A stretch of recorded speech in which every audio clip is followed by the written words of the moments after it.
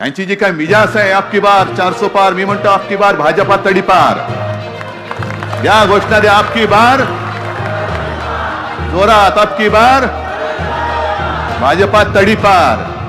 कसले 400 पार होतात ते बघतो मी तुम्हाला. कितना दे दूं, 50,000 दे दूं कि और ज्यादा. लोक वेड्यासारखी म्हणत होती और ज्यादा. 60,000 दे दूं कि और ज्यादा, और ज्यादा. 70,000 दे दूं कि और ज्यादा. असं करत करत जणू काय मतांचा लिलावच मांडलाय. असं करत करत 90,000ला बोली थांबली आणि मोदीजींनी 1.25 लाख कोटीचं पॅकेज बिहारला जाहीर केलं होतं 8 वर्षापूर्वी. नितीशजींना विचारा त्यातले किती पैसे आले आणि किती बिहारच्या जनतेसाठी वापरले याचा हिशोब मांडा. जर 1.25 लाख कोटी आले असतील तर मग आम्ही सुद्धा तुमच्याबरोबर. ही जी लढाई होणार आहे ती माजवादी विरुद्ध समाजवादी. एका बाजूला माजलेले आहेत माजवादी आणि या बाजूला समाजवादी. असे माजवादी आणि समाजवादी. बोला तुम्हाला काय पाहिजे? माजलेले लोक पाहिजेत का समाजवादी म्हणजे तुम्हाला समजून घेणारे लोक पाहिजे? मोदीजी, आम्हाला नरेंद्र मोदी आणि अमित शहा ही नावं माहिती नव्हती. तुमची आमची ओळख पाळत नव्हती. भारतीय जनता पक्षाची ओळख आम्हाला प्रमोद महाजन आणि गोपीनाथ मुंडे यांनी करून दिली. प्रमुख म्हणून ज्यांना आम्ही अभिमानानं मानतो त्या आदरणीय उद्धव ठाकरे साहेबांना विनंती करतो की त्यांनी शुभेच्छा द्याव्यात, मनोगत व्यक्त करावं व या सभेला संबोधित करावं. आदरणीय उद्धव ठाकरे साहेब.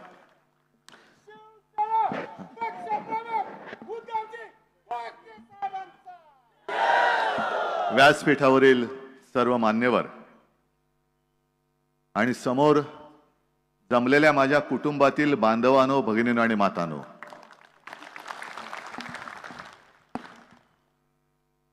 निखिलजी तुमच्याप्रमाणे माझाही, माझ्याप्रमाणे यांचाही आणि यांच्याप्रमाणे या कॅमेऱ्याच्या पलीकडे बसलेल्या लोकांचा आजच्या या दृश्यावरती विश्वास बसत नसेल.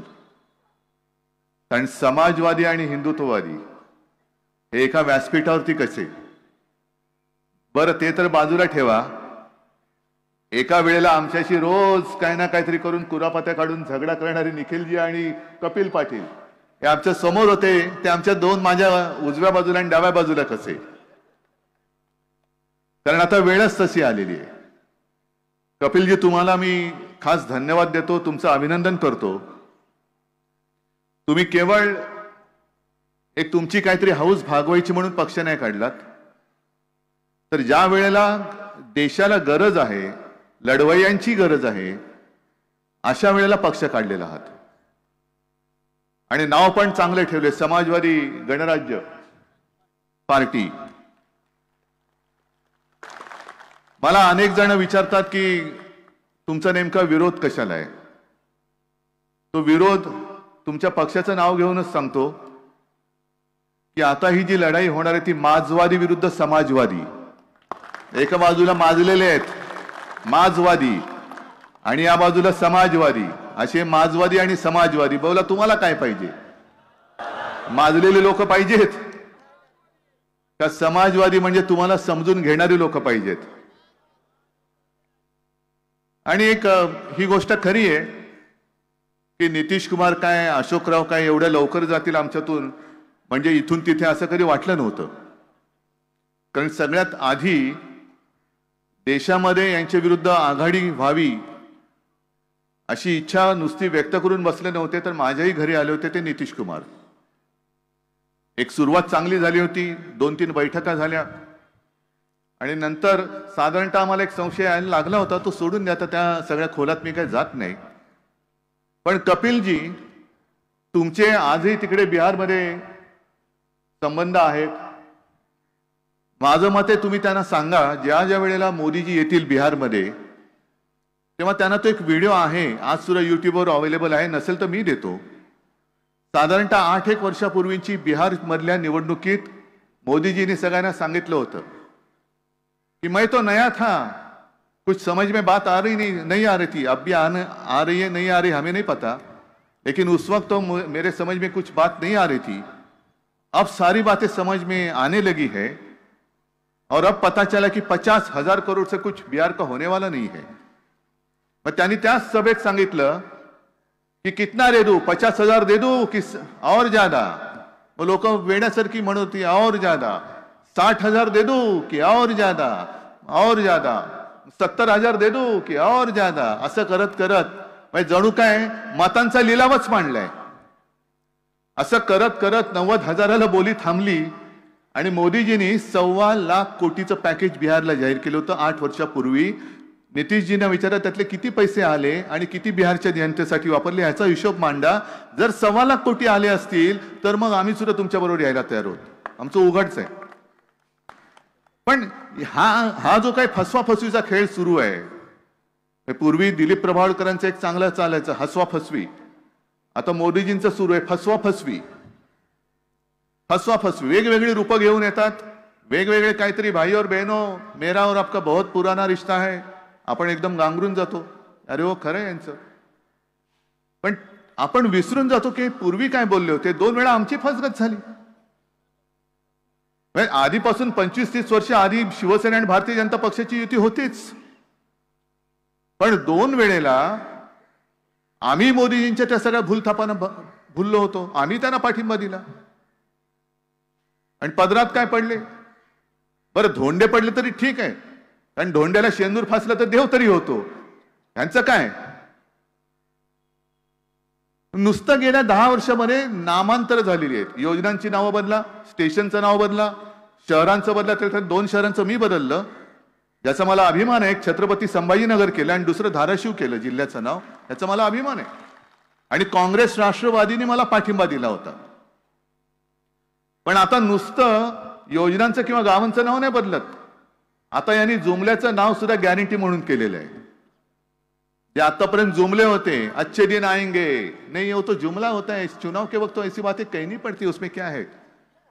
15 लाख रुपए आपके अकाउंट में आ जाएंगे, काला धन आएगा, ये तो जुमला था. आता जुमल्याच्या ऐवजी त्याला नाव दिलं त्यांनी गॅरंटी.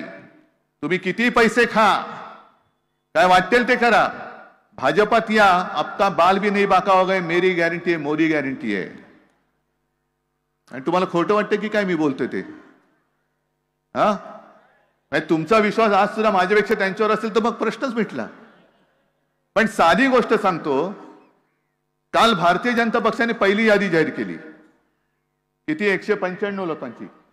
आता 195 लोकांमध्ये हा त्यांचा प्रश्न आहे, पक्षांतर्गत आहे. मी काय त्याच्यात जाऊ इच्छित नाही.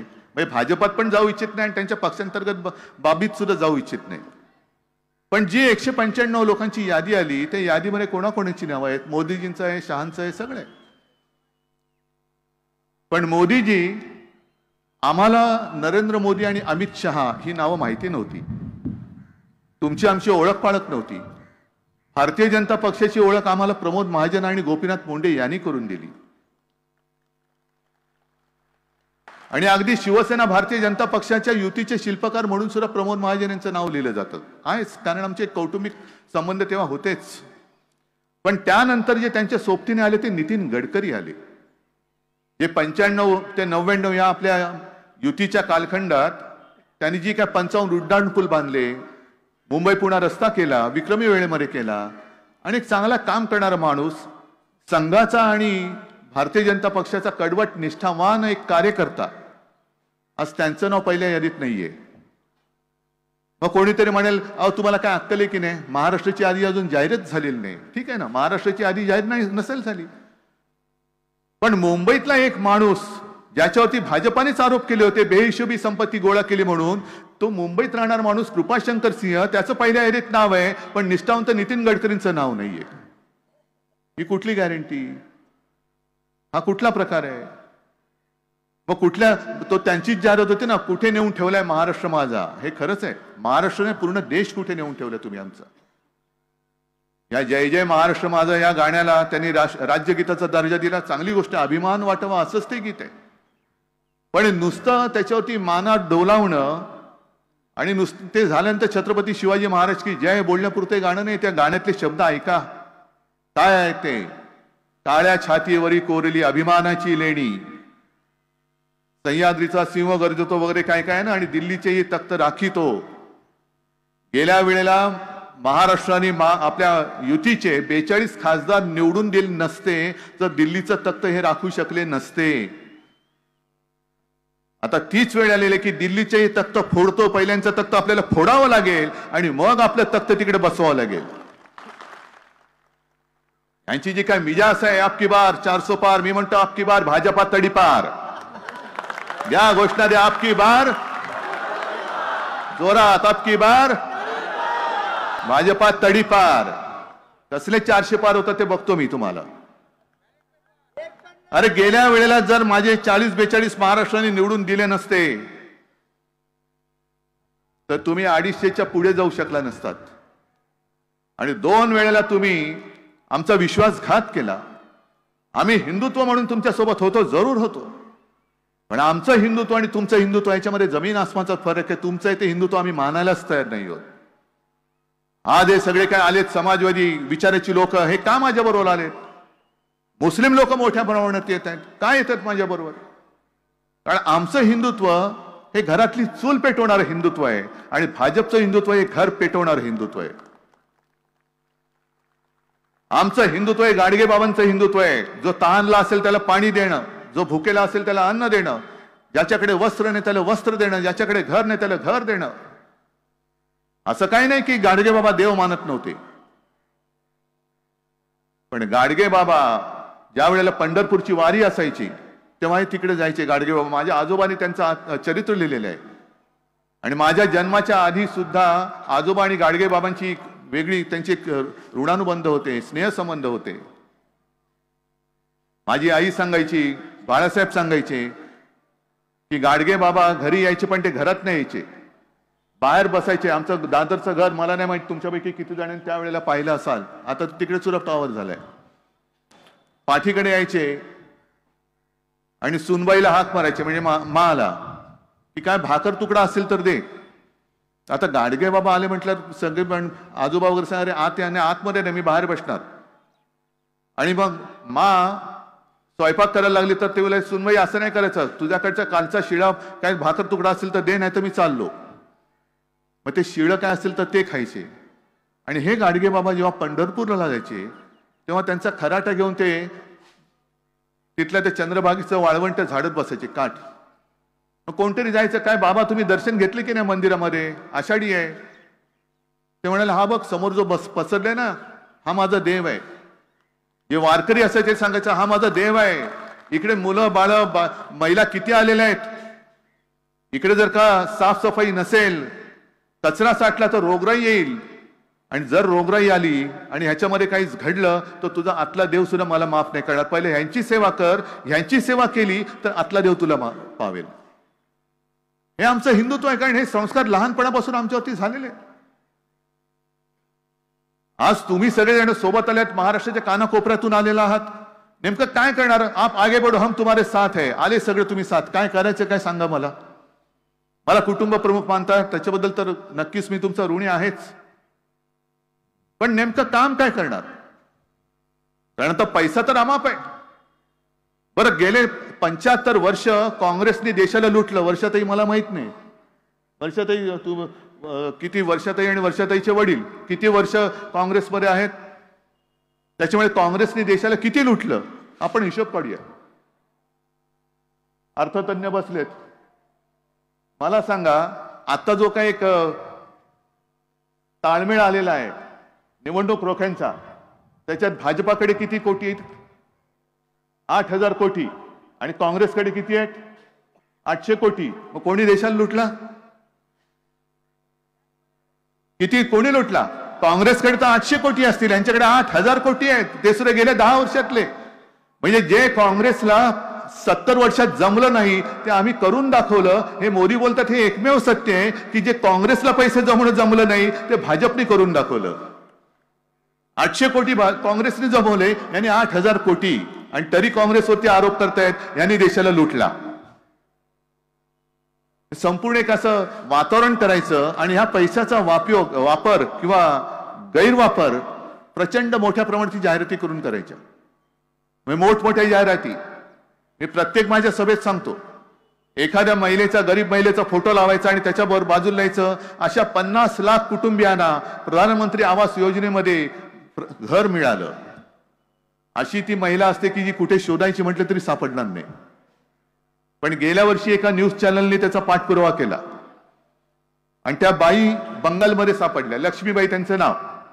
मग त्यांच्या घरी गेल्या, मोठ्या एका पेपरमध्ये फुल पेज जाहिरात आलेली, त्या लक्ष्मीबाईंचा फोटो, मोदीजींचा फोटो, आणि गेल्या वर्षी असं लिहिलं होतं की असं जवळपास 24 लाख कुटुंबियांना मोदीजींनी छप्पर दिलं. मग त्या वार्ताहर बाई होत्या, त्या घरी गेल्या शोधत आणि मग त्यांनी विचारलं की आपका नाम लक्ष्मीबाई है? हाँ. आपकी तस्वीर आई है? हाँ. कुछ लोगों ने मुझे सुबह उठा तो मुझे पता चला, कुछ लोगों ने कहा कि आपकी फोटो आई है. तो ये फोटो कब ली? तो हमें पता नहीं ये कब ली. तो आपको क्या घर मिला? ये घर आपका है? तो ले हाँ मेरा है. मेरा नहीं, मैं यहाँ रहती हूं, मेरा नहीं है, ये तो किराए का घर है, लेकिन इसमें तो लिखा है आपको घर दिया. तो ले देखो ये घर है, 500 रुपया महीना मुझे भाड़ा देना पड़ता है. मग त्या बाईने सांगितलं की कुठेतरी त्या कामाला गेल्या होत्या, तिकडे बहुतेक हा फोटो काढला असेल. म्हणजे कोणाचाही कशाचा पत्ता नाहीये, पण फोटो आहे आणि बाजूला प्रधानमंत्र्यांचा फोटो आहे म्हटल्यानंतर आपण विश्वास ठेवतो की अरे माझ्या गावात नसेल पण बाजूच्या गावात नक्की घर दिलं असेल, कारण प्रधानमंत्र्यांचा फोटो आहे. अजूनही जनतेचा सरकारवरती नाही पण सरकारी जाहिरातीवरती थोडा विश्वास आहे आणि इकडेच आपण फसतो. उज्ज्वला योजना, एवढ्या लाख लोकांना आम्ही गॅस सिलेंडर दिला, एवढ्या कोटी लोकांना आम्ही रोजगार दिला. कुठे आहे, कुठे रोजगार कुठे आहे? आणि संपूर्ण वागडी जी तुम्ही फिरता, आम्ही सगळेच फिरतो आहोत, तुम्ही सुद्धा फिरतात, तुम्ही तर जनतेमध्येच असता. जिथे जिथे जातो तिथे तिथे असंतोष आहे. शेतकरी आक्रोश करतोय, कामगार आक्रोश करतोय, विद्यार्थी आक्रोश करतोय, पण सगळ्यांच्या मनामध्ये एकच भीती आहे की ईव्हीएम मध्ये काय होणार. बरोबर ना? तुमच्याही मनात आहे ईव्हीएमचं काय, ईव्हीएमचं काय. असा एक संभ्रम निर्माण केला जातोय की काय वाटेल ते झालं तरी ईव्हीएम मध्ये ते घोटाळा करतील आणि ते जिंकतील. अजिबात नाही. या वेळेला जर त्यांनी तसा प्रयत्न केला, उघड असंतोष, रोष दिसतोय, सरकार विरुद्ध रोष दिसतोय, पण ईव्हीएम मध्ये घोटाळा करून जर भाजपा जिंकलं तर देशात मध्ये असंतोषाचा भडका उडाल्याशिवाय राहणार नाही. एवढा तीव्र असंतोष हा जनतेमध्ये आहे. करून बघाच, ईव्हीएम घोटाळा करूनच बघा तुम्ही. कारण प्रत्येक वेळेला काहीतरी एक, म्हणजे आता तेलंगणामध्ये काँग्रेस जिंकली, मग ईव्हीएम कुठे गेली, इकडे ते जिंकले, मग ते कुठे गेलं. नाही पण देशभर जो एक आक्रोश आहे, आणि मी तर जातो, लोकांमध्ये जातो, शेतकऱ्यांमध्ये जातो. इथे कोणी शेतकरी असल्याचा प्रश्न नाहीये, पण ग्रामीण भागामध्ये माझ्या जाहीर सभेमध्ये जवळपास सगळे शेतकरी असतात. मी विचारतो शेतकरी किती आहेत, हात वर करा. मग शेतकरी सगळे हात वर करतात आणि त्यांना मी सरळ विचारतो, मी मुख्यमंत्री असताना महाविकास आघाडी सरकारने जे तुमचं कर्ज माफ केलं होतं, कर्जमुक्ती केली होती, ती तुम्हाला मिळाली होती की नाही ते सांगा, उघड सांगा. आणि मी चॅनलच्या समोर विचारतो त्यांना. सगळेजण जोरात ओरडून सांगतात हो मिळाली होती. आपत्तीमध्ये जी मदत महाविकास आघाडी सरकारने केली होती ती तुमच्यापर्यंत पोहोचली होती की नव्हती? सगळे सांगतात मिळाली होती. मग आता त्याच्यानंतर हा दुष्काळात 13वा महिना म्हणून हे घटनाबाह्य सरकार आलेलं आहे, त्यांनी केलेली मदत पोचते का? त्याला पोचलेलीच नाहीये. कर्जमाफी तर सोडूनच द्या, पुन्हा कर्जाचा डोंगर चढलेला आहे. कपिलजी तुम्ही सांगत होता हे किती म्हणजे अख्खी रात्र जाईल, पण ह्या सरकारचा नाकर्तेपणा सांगायला गेलो तर रात्र पुरणार नाहीये. आणि ही लढाई ज्या वेळेला मला आश्चर्य वाटतं की काही सुशिक्षित लोक विचारतात की तुमच्याकडे पर्याय कोण आहे. म्हटलं हा प्रश्न तुम्ही भाजपला विचारा, भाजपकडे पर्याय कोण आहे. कारण स्वतः नरेंद्र मोदींनी सांगितलं की एकच प्रॉडक्ट किती वेळा लॉन्च करणार. हीच परिस्थिती भाजपची आहे. एकच प्रॉडक्ट किती वेळा घासून पुसून पुन्हा लॉन्च करणार. गेल्याही वेळेला तेच, त्याच्याही गेल्या वेळेला तेच. म्हणजे जणू असं काही ते प्रॉडक्ट लॉन्च करतात की हा अल्लाउद्दीनचा जादूचा दिवा आहे, घासला की तुमचं स्वप्न साकार होईल. पण किती वेळा घासा, हात जिजला, पण अजून स्वप्न काय त्यातून काही थापांशिवाय दुसरं काय बाहेरच पडत नाहीये. माय भाजपाकडे मोदींना पर्याय आहे. आणि आम्ही जे सगळे एकत्र येतो एका विचाराने येतो आहोत, ते मोदींविरुद्ध येत नाही आहोत, ते हुकुमशाही विरुद्ध येतो आहोत. हुकुमशाही, आम्हाला या देशाला हुकुमशाह नको आहे. आणि हुकुमशाहीला एकच पर्याय होऊ शकतो आणि होतो तो म्हणजे लोकशाही. आम्हाला लोकशाही या देशातली टिकवायची आहे. हाच आमचा पर्याय आहे. आमच्या डोळ्यासमोर मोदी किंवा भाजप नाही तर त्यांची ती हुकुमशाही वृत्ती आहे. आणि त्या वृत्तीला पर्याय देण्यासाठी आम्ही भले थोडे विचारांनी वेगळे वेगळे असलो तरी देशभक्त म्हणून आम्ही एकत्र आलेलो आहोत. आज आम्ही सगळे देशभक्त आहोत, सगळे आहेत. मी तर सगळ्या राज्याला आवाहन करतोय, कारण देश खूप मोठा आहे. ठेवा तूर्त या निवडणुकीपुरतं तुमचं जात पात धर्म सगळं बाजूला ठेवा आणि देशभक्त म्हणून एकत्र या आणि पहिल्या देशाला वाचवा. कारण देश टिकला तर आपण टिकू आणि आपण टिकलो तर मग धर्म कसा टिकवायचा तो आपण कधी बघू शकतो. आता देशाला वाचवणं हाच आपला धर्म आहे. आणि जे माझे आजोबा सांगायचे की पहिल्यांदा देश डोळ्यासमोर ठेव. देश आशीर्वाद द्यायला देव पाठीशी पाहिजे, पण देशसेवा आणि देश हा आपल्या नजरेसमोर असला पाहिजे आणि आशीर्वाद देणारा देव हा पाठीशी असला पाहिजे. आज हे लोक देव समोर ठेवतायत आणि देश कुठे टाकलाय हे त्यांना सुद्धा कळत नाहीये.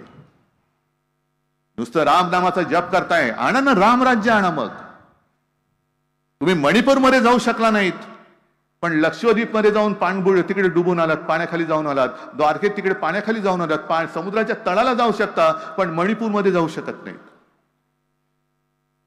राम राज्य आणि प्रभू रामचंद्राला देव का मानतो? कारण त्यांनी जसा कारभार केला होता. तुमचा नुसताच भार आहे, कारभार कुठे? हे राम राज्य नाही. आम्हाला नुसतं प्रभू श्री रामचंद्र नाही, आम्ही राम सीता लक्ष्मण हनुमान सगळ्यांचे आम्ही पुजारी आहोत. सगळ्या देश आणि जगातले सगळे करोडो लोक त्यांना रामाची भक्ती करायला सांगण्याची भाजपनी गरज नाहीये.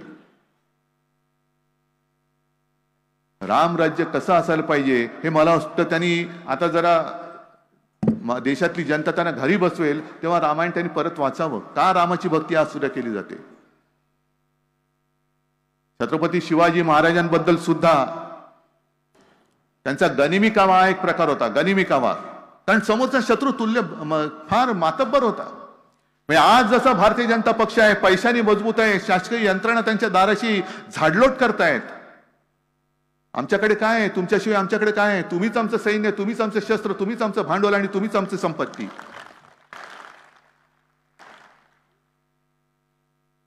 छत्रपती शिवाजी महाराजांनी सुद्धा गनिमी कावाचा तेव्हा अवलंब केला होता, पण संपूर्ण इतिहासामध्ये एक सुद्धा उल्लेख असा नाही की छत्रपती शिवाजी महाराजांनी त्यांच्या मित्राला दगा दिला. एक सुद्धा उदाहरण मिळणार नाही.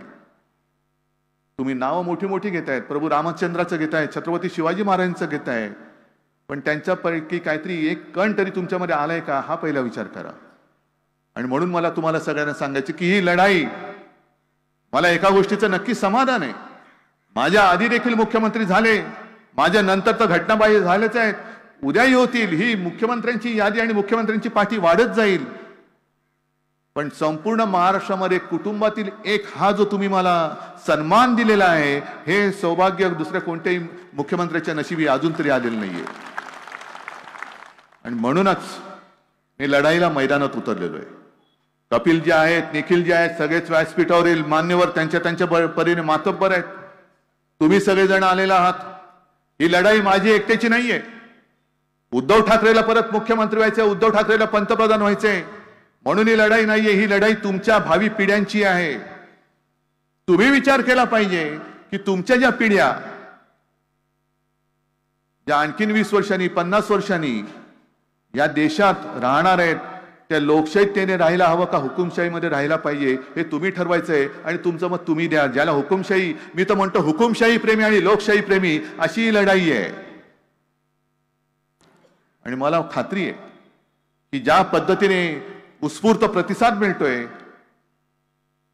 भारत मातेची जी कूस आहे ती एवढी अजूनही निर्वंश होण्यासारखी नाहीये. या भारत मातेच्या पोटातनं अनेक क्रांतिकारक जन्माला आलेले आहेत, विचारवंत आलेले आहेत. मगाशी तुम्ही सगळ्यांचा उल्लेख केला, विवेकानंद, शाहू फुले, आंबेडकर, मोठी कितीतरी यारे. तीच भारत माता ही गुलामगिरी पुन्हा स्वीकारू शकणार नाही. आणि गुलामगिरीचा अंत करण्याची कदाचित मोठी जबाबदारी ही छत्रपती शिवाजी महाराजांनी आपल्यावरती सोपवली नसेल ना. कारण पूर्वी सगळेजण होऊन गेले. अगदी आणीबाणीच्या काळामध्ये सुद्धा दिग्गज साहित्यिक सुद्धा उतरले होते. पु ल देशपांडे होते, दुर्गाबाई भागवत होत्या, मोठमोठे विचारवंत होते, जयप्रकाश नारायण होते. अंधेरे में एक प्रकाश. आता हा प्रकाश आपल्याला पुढे न्यायचा आहे. आणि ही जबाबदारी कदाचित मोठी ऐतिहासिक जबाबदारी की भारतामध्ये हुकुमशहा जन्माला येताच क्षणी कसा गाडला जातो आणि या पिढीने तो कसा गाडून दाखवला हे दाखवण्याची जबाबदारी आपल्यावरती आलेली आहे. आणि एवढ्या मोठ्या संख्येने तुम्ही आलात. मला खात्री आहे